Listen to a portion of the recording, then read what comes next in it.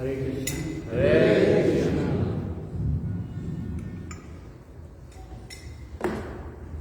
Jaya Rama Madhava Jaya Kunja Vikari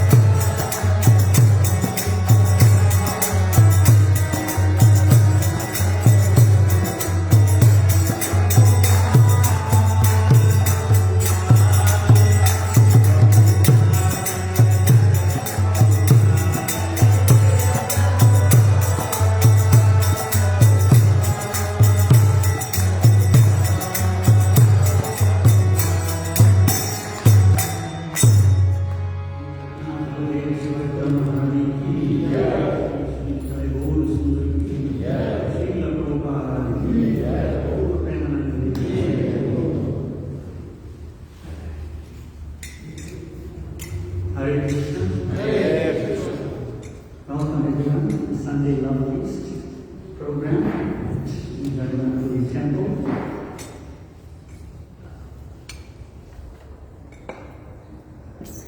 So, I actually have a slide presentation for you, but it's not really going to work because you can't see anything. So I'll look at it only and try and talk you through it. It would have been much more effective if you all could also see what we're talking about. So today we're talking about a subject called the 6 loving exchanges, the application of the 6 loving exchanges. So I was hoping that we'll do it a little differently today in the normal classes, because it's called the topic I was given actually was applying the 6 loving exchanges. So I didn't want to just talk about what the 6 loving exchanges are. I thought we'll look at application also to the best of our ability. So I was planning to just talk for a few minutes to introduce the subject and what Prabhupada says in the next instruction verse that this is mentioned. And then I thought we will have some interaction from you, because application is not an absolute thing. It's a very relative thing, and it's dependent on our experience and our living in Krishna consciousness when it comes to application. So I wanted to engage with you all. So I'm giving an upfront warning that don't plan to just sit there and listen today. So for half the class at least, I'm hoping that you'll be talking, and then we can engage on the subject matter, application of 6 loving exchanges, and then we'll round off before the 12:30 Aarti. So this is of our grace of spiritual masters before we start.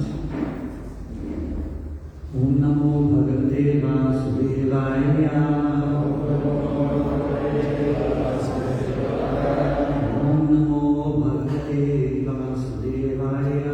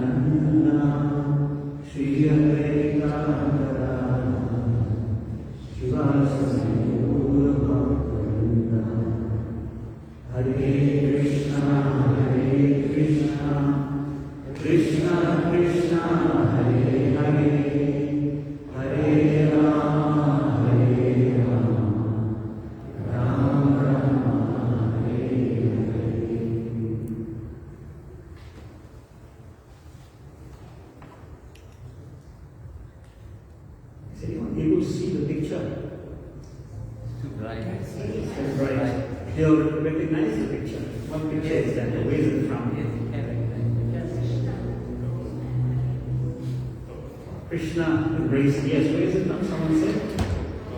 Krishna embracing Gopkumar. This is from Brihad Bhagavatam. Yes, from Brihad Bhagavatam. It's one of my favorite pictures actually. I don't know if you can see, but you'll see Krishna closing his eyes and embracing Gopkumar. Gopkumar in Brihad Bhagavatam, Gopkumar goes on a journey to find his place, and he ultimately ends up in Golok Vrindavan. And this picture is depicting the time when he re-enters Golok Vrindavan, and then he meets Krishna for the first time, and how Krishna embraces him. And you see Krishna is very affected by Gopkumar. Krishna actually uses consciousness when he embraces Bhagavan, and then he wakes up again. So that's how effective he is. So that's how seriously Krishna takes his relationships with us. So Krishna is all about relationship and love. So before we enter into this discussion of 6 loving relationships,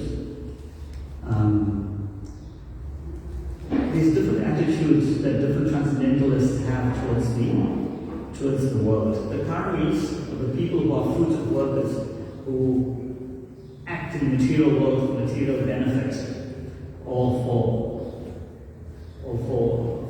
achieving material goals, they romanticize the world. They feel that they will get so many wonderful things from the world, so that's how they look at the world. And then the Jnanis, or the Yogis, they generally withdraw from the world. They realize there's nothing good in the world, there's nothing permanent. They withdraw from the world and they demonize the world. They say there's nothing good in this world, so they just withdraw fully from it. But the devotees, although they understand there's nothing, no permanent habits in this world, they use the world to serve Krishna. So they take everything that's available in the world and they use it to serve Krishna. So that's what the devotees do. So the same, from this paradigm that the devotees have, we'll go into a discussion of relationships, because guess what? In this world, we have people and we have relationships. So devotees use those relationships to enhance Krishna consciousness. And that's what we will be talking about today. And we'll refer to it back, as we go along a little more, just to remind why we have this perspective and why we are trying to discuss this in so much more detail. So there's a verse from the Nectar of Instruction which describes these 6 loving relationships, and we'll just read that quickly. Dadati pati granati guyam akyati prachati bhumte bojaya vichayava sarvidam kriti lakshana. It's a very famous verse. It's the 4th verse of Nectar of Instruction, written by Srila Rupa Goswami. And this translation says, offering gifts in charity, accepting charitable gifts, revealing one's mind in confidence, inquiring confidentially, accepting prasad, and offering prasad are the 6 symptoms of love shared by one devotee and another. So today's topic is deriving from this verse. These 6 symptoms that we're talking about are these 6 symptoms of love. We'll see if we look at this verse, there's actually 3 different activities in combined, with sets of in pairs, right? Accepting gifts and receiving gifts, the whole gift one. Revealing one's mind and inquiring confidentially, and then prasad, accepting and offering prasad. But the verse also says these are the 6 symptoms of love shared by one devotee and another. So what's a symptom? A symptom is something that's externally perceivable of something that may be internal. Like sometimes you have COVID or you have a flu, then you'll get symptoms. Some you will not get symptoms, but there will eventually be symptoms where the thing that's inside comes out and is observable. So these are the 6 symptoms, because these 6 activities are things we can observe outside, right? They are things we can see happening. It's practical ways of acting, and we can view them and we can actually see it. But they are symptoms of what? They are symptoms of love. So the basis of these symptoms, or the basis of these activities, is love, shared by one devotee and another. So without love, there is no basis for these activities. So we can try and do these activities, and we could do it, and everybody does do it, I guess, to some degree or another, in some sense. But the basis is that it must be based on love. And the natural expression of that love is what we see in these 6 activities that we will share amongst devotees.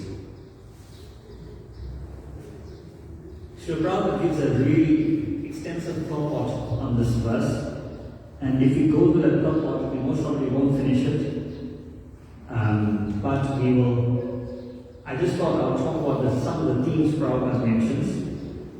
In his purport, he says that he talks about how devotees individually have these exchanges.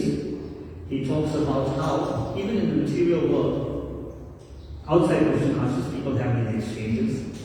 He also talks about how in ISKCON we have these exchanges as a society.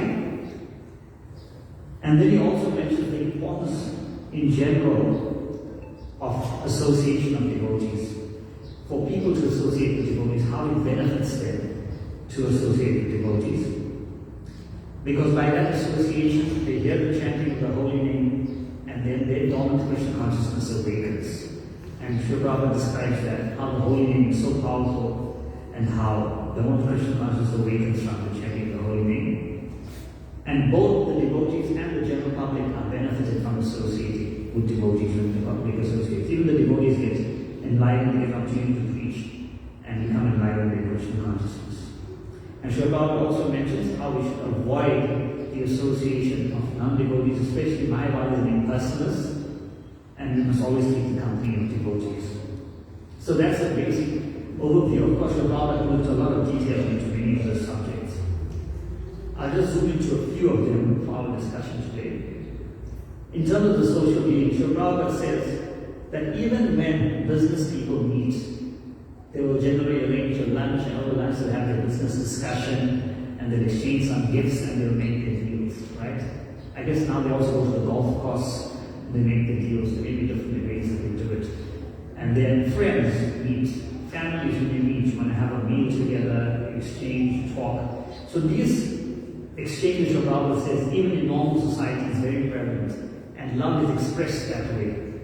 It's not the same to just meet your friends without having a meal, without having some exchange of proper exchange of conversation, compared to meeting with them over a plate of prasad, or even if you're not a devotee, eating and sharing a meal. And we see that's how the world is working.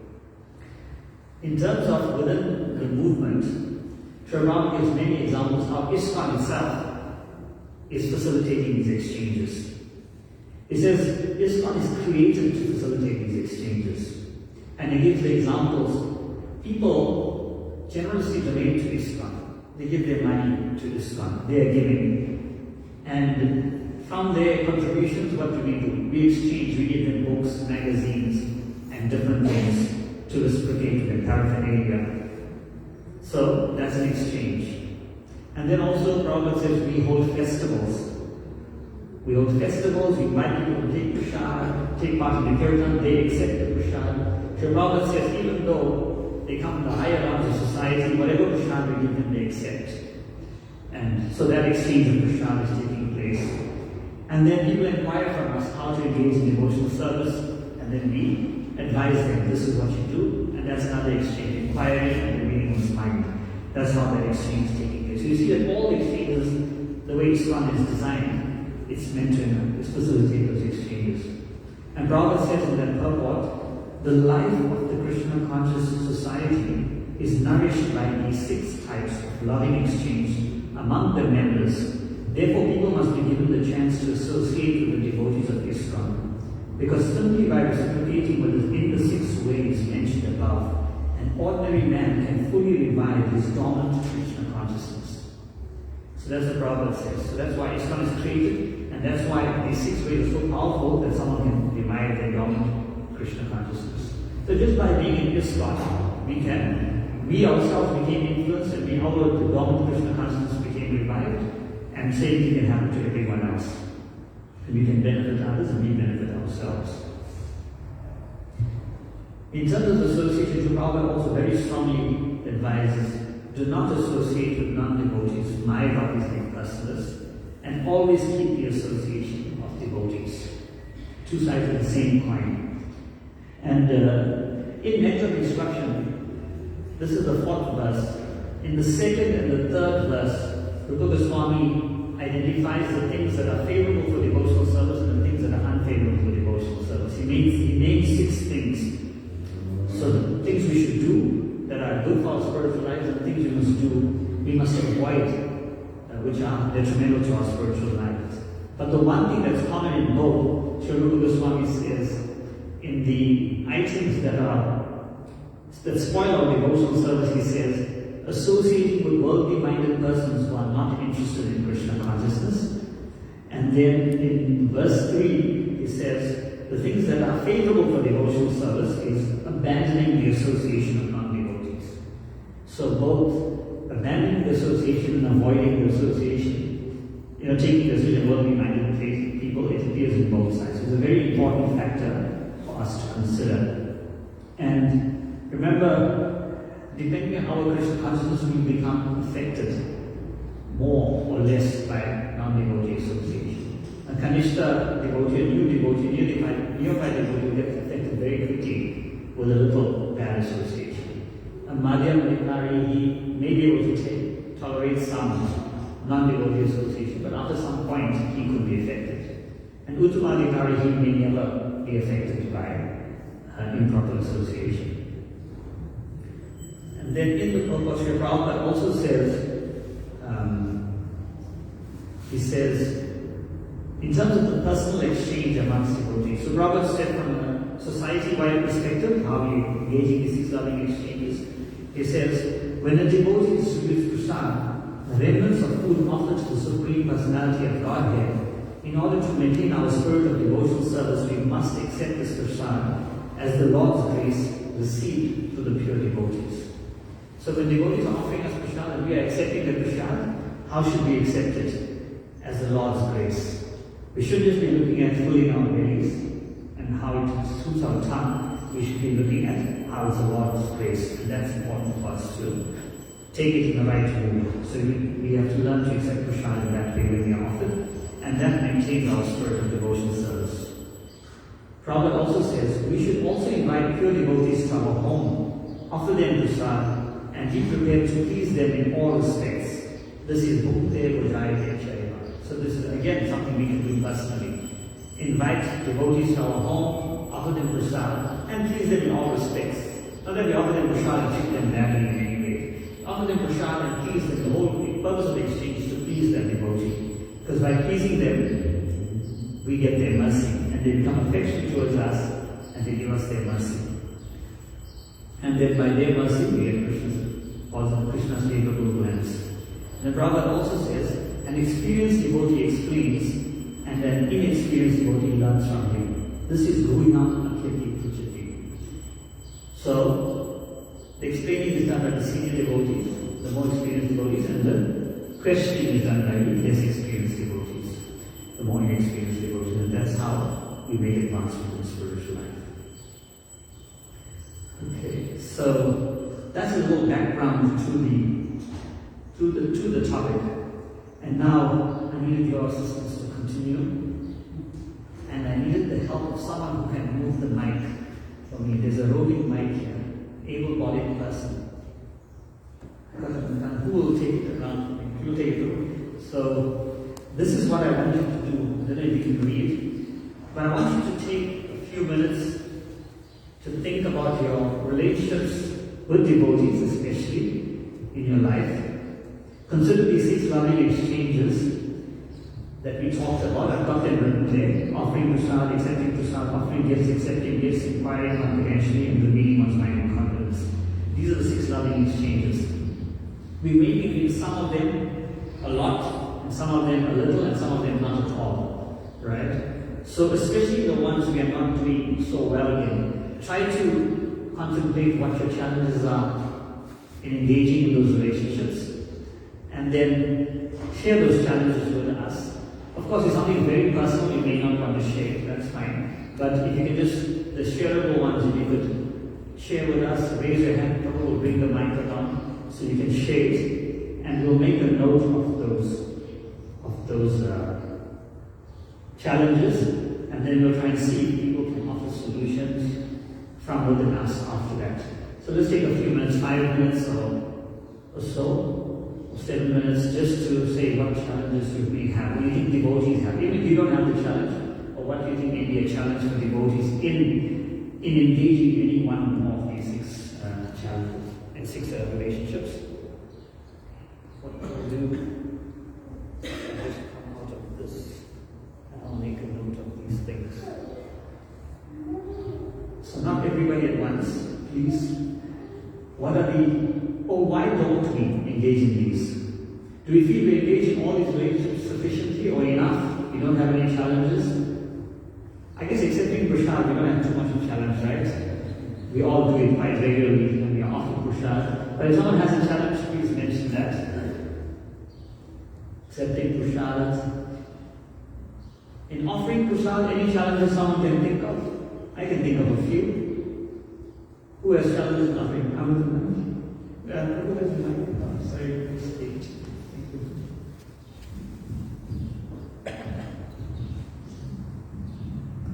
Hare Krishna.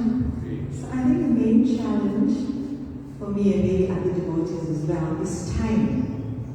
You know, because even with the gifts, you have to think about a suitable gift. And maybe sometimes shop for a gift, even shopping for ingredients for prasadam. And I think time is for the devotee is actually one of the main obstacles, because our devotional life is like a whole other job. You know, it's like in terms of what we do. And some people have jobs, full-time jobs, whether it's even a home executive, and they seem to so many responsibilities. And your sadhana is a whole other big component of it.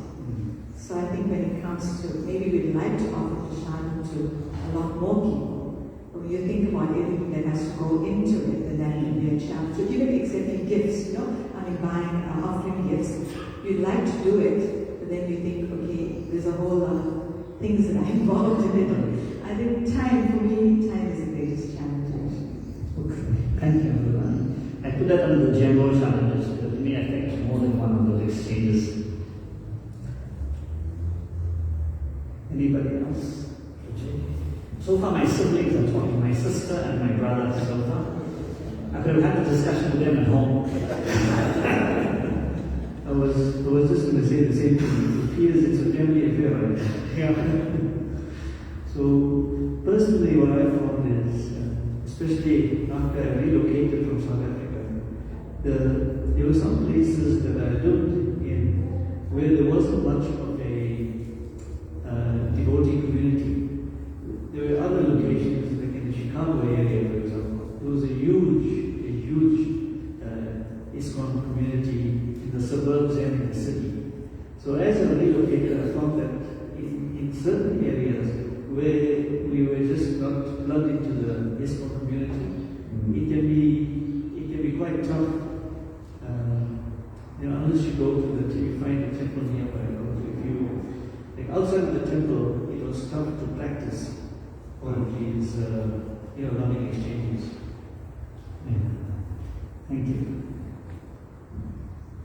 Raji is living in America, so that's why they bring that perspective in. So it's not from Jagannath, Puri. I'm sure we have a good community here, but that's an important consideration also. Thank you. Someone who's not related to me biologically.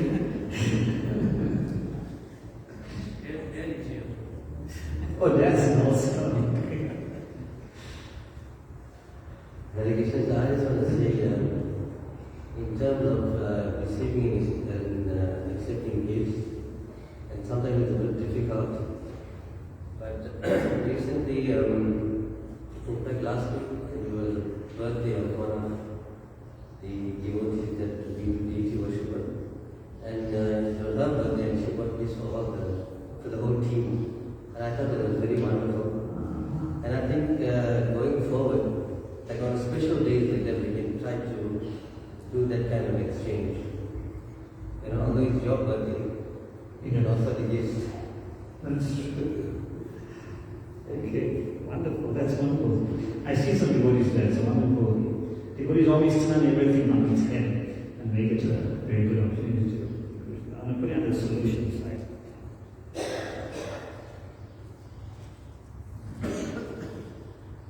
We don't have the challenge there yet. Thank you. Anyone else? What happens if you don't know how to cook? How do you offer prasad? Isn't it a challenge? Does everyone know how to cook? Maybe everybody knows how to cook. So we can just offer prasad. Naturally, you know how to cook. So if you have a challenge, yes, that's a challenge. Not being able to cook is a challenge if you want to offer prasad.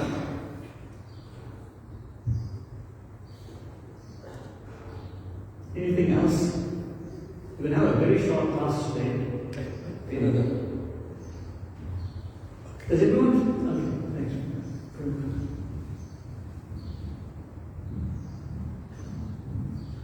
I don't have a problem in accepting prasad. It's very good. But what I do, look, I make it as far as possible. If I can, when I cook my prasad, I go and offer it to somebody that I know. Okay. You know, and if I can help it, I can do that every day. Okay. And now, you see, I think of something different now. You see, when I get up in the morning, when I'm ready to chant, I take my chair. See, I cannot walk very far.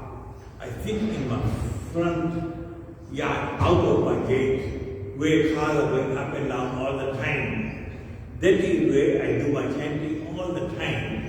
And you know, people, like for instance, yesterday somebody came looking for a house. They want to know if there's a house to let. So I said, where do you live? He said, no, we know you. You sit in the front with a chair and you do your chanting. You know? And I love that part. I love that part very much. You know? Thank you. Okay. That's such a wonderful thing. So you being visible when you're doing a devotional practice, so people can approach you.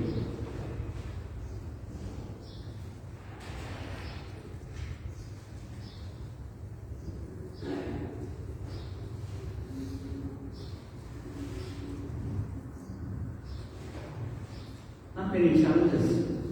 So maybe I'll ask the question. Oh, naturally.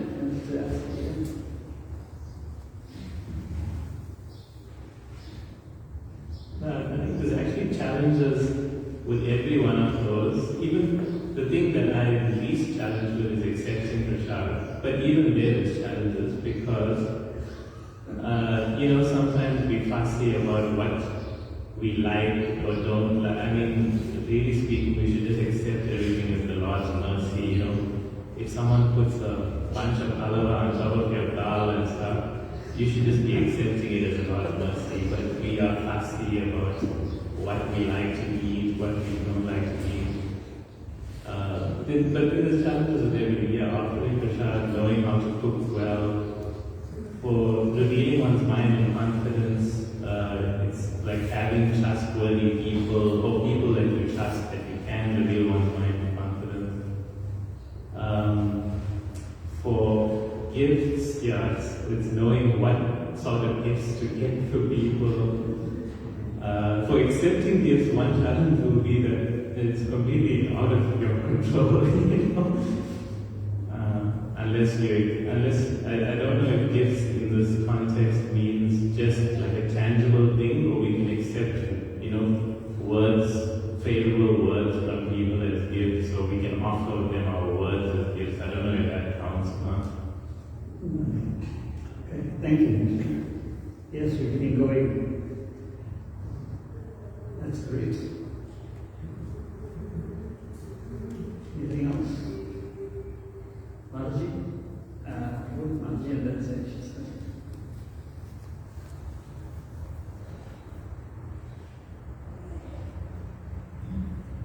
Hare Krishna. I am from the 2.5 program here, Jagannath. And the challenge I find is people who have transport means to come to the temple to assist. So most of the time I'm all alone, and it is difficult. I don't mind transporting enough, but I have to see to the boga and dine and everything until it becomes a turn. And sometimes I just say, no, I don't want to do it. Then I just think of Prabhupada. He did everything. He printed the books, he sold, he raised the funds, he bought the boga, cleaned, cooked, and served and gave class and cleaned up after that. And slowly, the people who took the drug addicts and the hippies and everything, took and see how powerful they have become in this world. Then I said, no, in a small way, I will do that. Prabhupada would say, no, I will continue as far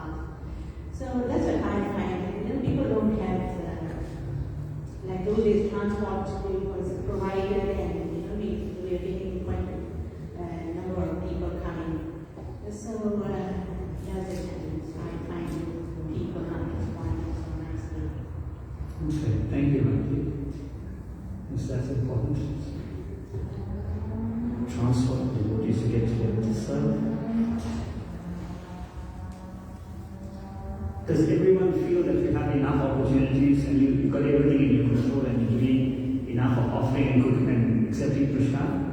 Let's find that we can move on to offering and accepting gifts. Nashon mentioned sometimes it's difficult to know what to buy. I guess also Lakshmi could be a limitation, even with offering prashad, having sufficient resources to do it. You know, buying a boga or buying a gift. Although it doesn't have to be expensive, it could be a limitation, having a gift.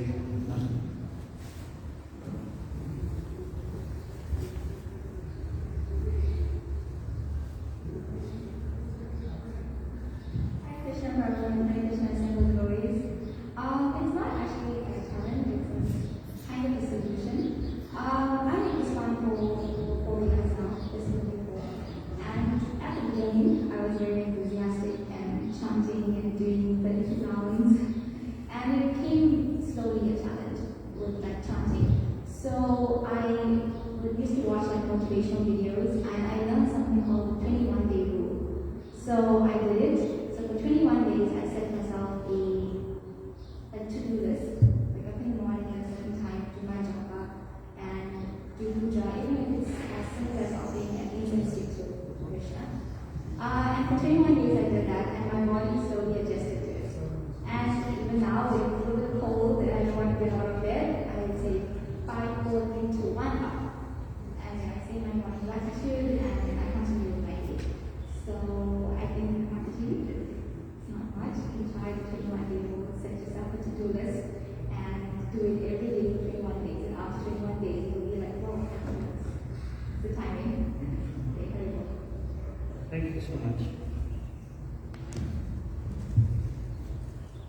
Thank you for sharing that. It's wonderful to how we can use these techniques that are provided in the world to us to help our Vaishnava consciousness. I'll also share some of those things later with you, some of the contemporary thinking, how we can help us. I specifically wanted to focus a little bit more on inquiring confidentially and reading one's mind with confidence. Because if you all tell me that you are fine in that area, I will say you're lying.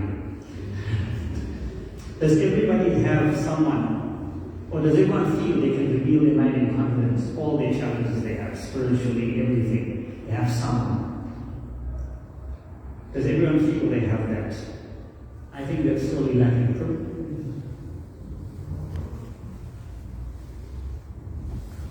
Hare Krishna. Prabhu, living alone, exchanging gifts with devotees.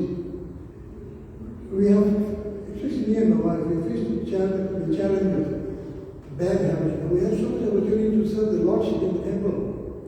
And because of our health, we can't even do that. So now, as we also, we have been doing this, my wife has been doing this, she does motion cooking, but now she's sickly. She can't even stand for too long. But we love so much of ladies, you know. Sometimes people block, you know, she comes to the temple, she gives service and people. Sometimes she forces people to come here. She cook the Puri, you know. But now it's one bad and she can't do much. And then Lakshmi is the problem. Thank you. Thank you so much. Yes, thank you. Bad health, especially as we get older, we'll definitely get generally poorer health, and our ability to engage in these exchanges will be limited. You can't physically do so much. You can't cook. You can't go out. You can't, even though you may desire to, you're unable to do it. And Lakshmi also, as Prabhu said, very important challenges. Okay.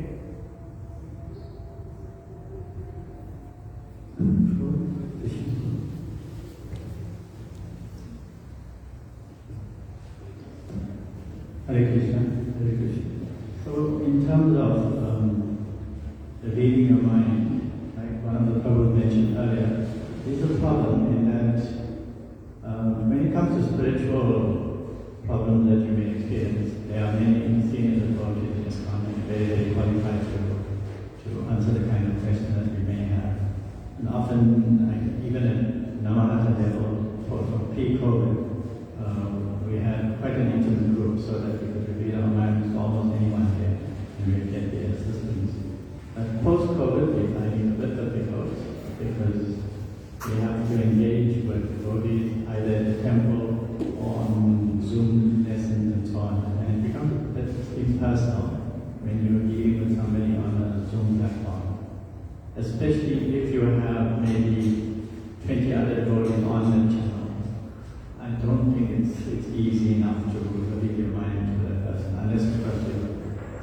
special meeting with a person. Unfortunately for us at Unit Namahata, we have a very, very strong group of devotees, and we've been there very well. The other challenge that we have, because this is our postcode, the other challenge we have is that we've been told, in terms of the scripture and so on, that generally a spiritual master, as well as advanced devotees in ISKCON, are there to offer you spiritual advice. And you have to draw the line between what is material and what is spiritual. And often there's this sort of gray area. So do I ask the spiritual master, do I ask the devotee about an issue that may be material, but somehow it's affecting my spiritual life, at the expense of sometimes being led to understand or being told that, you know what, that really isn't a spiritual question. So sometimes you sit with that doubt in your mind and it festers, and you don't know now, should I approach the spiritual master? Should I approach the senior devotee and ask? Sometimes it just may be a material thing, but you're not sure whether it is material enough so that it's not impacting on your spiritual life. So those are the kind of things. As a solution, probably we should have some sort of, I know there was talk about this long ago, of some devotees in ISKCON. We have a devotee care unit, but to handle these kind of situations, I'm not speaking for myself, that there may be many devotees who are affected by that and they don't know how to ask. Thank you, Vishnu. It's very wonderful. You have the Namahata group. That's why the Namahatas are there, so that you have more association, closer association with a small group of devotees, and there you get to know them better. In the temple here, it may be hard to know everybody well. But in your Namahatas and smaller gatherings, you can know people well, and that's how you can get a lot of help spiritually, even materially. So it's an important thing to have the smaller groups of association, so that, because in the general bigger group, we can have our general questions clarified and answered, but in small groups, our personal situations can be dealt with much better. And as far as that thing about material and spiritual, well, some people have no more, they just ask material things to devotees. I need help with getting a job, please get me. But generally, all material things affect us spiritually, especially the more serious things. But I guess the way that we approach it, if you expect the devotees to say, I need a job because I'm financially destitute, I need to get a job. The idea is not that the devotee will necessarily get you a job, but it's more about how to deal with the situation from a spiritual perspective of dealing with a situation where you're financially destitute. Devotees can help with that. Because it may affect your job, it may affect so many things, your relationships with your family, and all that. So those are important things to deal with, as long as we know what we're going for. Generally, the point of devotee association is to help us spiritually. That's very important. The trustworthy thing is that National raised is also big. Because one of the key reasons that people don't reveal their minds is because they feel the person will be confidential, they may feel that they're judged. Because I look like a very senior devotee, I give the class and everything, and I tell you that I got this problem. My ego, my reputation will be smashed. They'll think of me badly, or they'll tell other people about it, So all those reservations are there. But it's important we have somebody. We don't have to have many people, but at least we have to have somebody, or one or two people that we can reveal our minds to.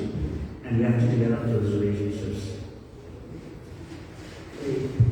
So, I think what we can do is, since everyone seems to be well situated in their 616 and don't need too much of assistance, or don't feel there's too much else to do, I will go on to some things about, I hope will be helpful to you in terms of developing some relationships. Because especially when it comes to being able to reveal our minds, etc. So, in terms of having our positive relationships with people, of course we have to have a generally positive attitude towards the devotee community and to devotees in general, because that will open us up. When you don't like someone, No matter how good they are, you'll find something wrong with that person, right? So it's important that we have a generally positive attitude to at least all the devotees in general. That will enable us to open up deeper relationships with them and appreciate them to some degree so that we can have deeper relationships with them. And of course, sometimes we see that there are some relationships that work well. We feel compatible or feel we can talk to some devotees more. So we must take that relationship, we must put energy and time, invest time into that relationship when it works.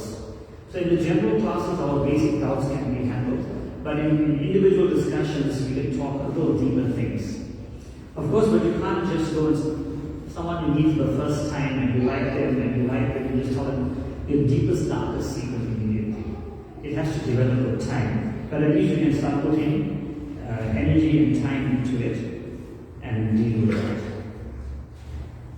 And even with the relationships you currently have, although you may find that they're not necessarily as deep as you would like them to be to help you in all aspects of your life, but appreciate what you do have, because every relationship does give us something that we can work with. And we build our trust in small amounts. So it's not like you expect that you meet someone you like them and immediately you can trust them or they can trust you. That won't be the case. You build trust over time with small things. So you can talk about something like, how the class affected you. This is what you did in class, and then you get to reveal yourself a little bit more to others, and then slowly with time, as you have more of those discussions, that relationship will develop. So it's not that we have to have immediate trust all the time. And then, of course, when you build sufficient trust, that confidentiality, of course, is important, like we said. There is one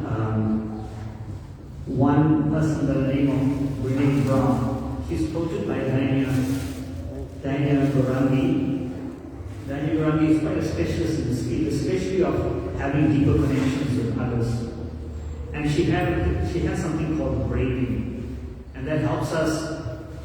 This braving is an acronym for 72467.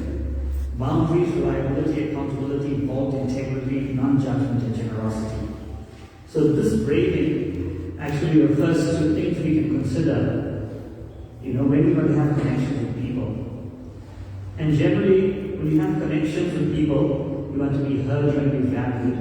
People want to feel a certain way. So it's important that we develop those connections in the right way, both from the person who's sharing and the person who's hearing. So from the sharer perspective, she talks about boundaries. She said, when you're going to share with someone, respect that there are certain boundaries.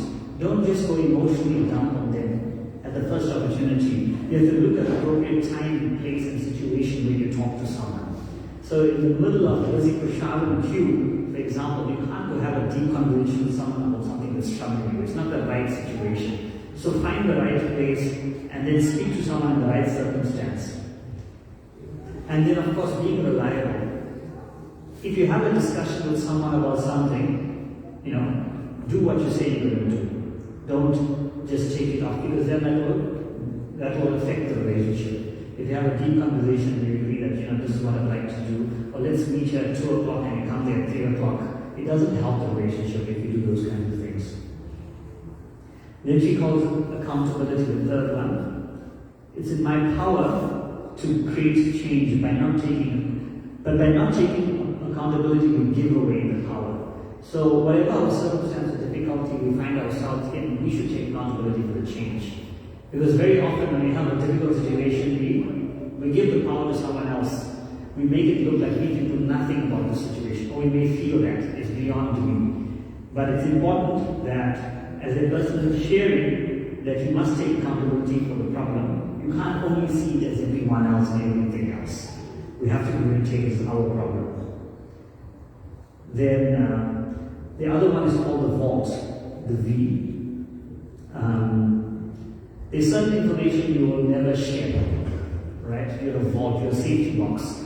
If someone entrusts you with something you cannot share, your closest friends, your family, etc., you won't just give it out to anyone willy-nilly when you share it. So you may have a problem and you may need to speak to someone about it, but there's certain things you cannot share because you'll betray other trust.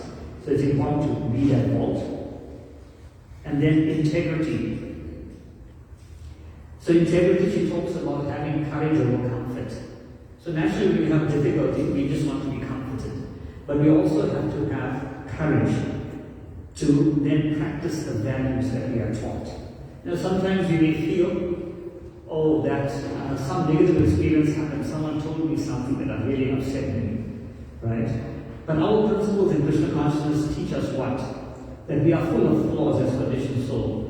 So when someone points out our flaw, our ego will naturally react and will get upset, right? But our principle is saying, no, we accept that we have the flaws. So we need to have courage to apply the principles that we say we believe in, rather than just trying to be comforted. Oh no, don't worry, they didn't mean it like that. You understand what I'm saying? So that's what she's talking about, courage. Have integrity to follow your principles that you say you believe in. And then judgment, non-judgment, is the end in braving, of not being attached to your preconceived ideas. So don't go and look for someone so that you can convince them that your way is the right way. So when I have a negative experience, I go approach someone to show them that that other devotee is a bad person. That's not the reason.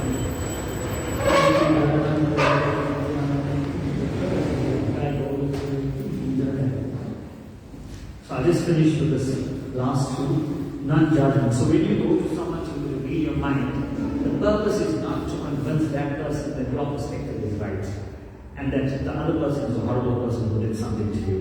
That's an important thing we have to remember. And then generosity. Being generous means giving yourself some room. Being generous with the room to interpret what people's intentions are with you. Sometimes when we see someone do something, we quickly jump to a conclusion about what they were thinking and why they were doing it. So being generous in that, we don't jump to those conclusions. Be open to other options. That someone does something for another reason other than why you think they do it. So she has a very nice, this Brené Brown, she has this braving acronym, both for the sharer. I shared with you the sharer perspective, but she also has the same acronym applies to the person who's listening. Those same boundaries lies with the accountable, they also apply to the person who's listening with a little different perspective on it. So we've run out of time, unfortunately, because of all the input you had, and you went a little longer than I expected. Is there any question anyone has? We can take quickly. Is there any question or comment?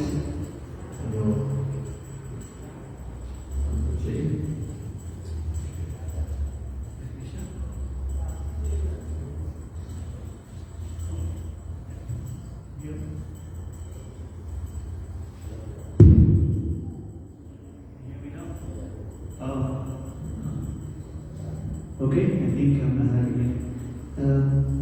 Actually, I like the acronym, the braving acronym. I think it's a good one to remember, not just for this purpose, I think for any kind of relationship. I can say the only thing that I was surprised is that the word trust wasn't there. I always, okay.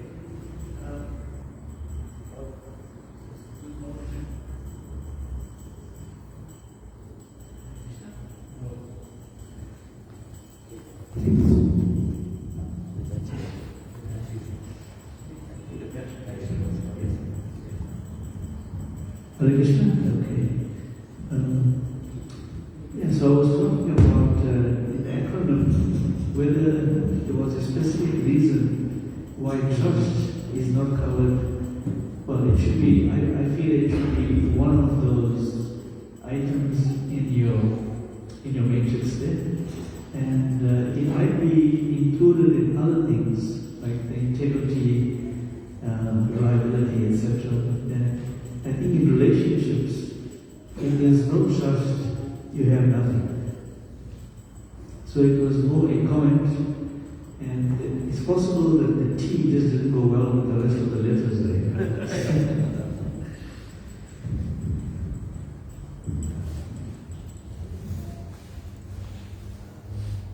Thank you. Yes. Trust, of course, is foundational and very important.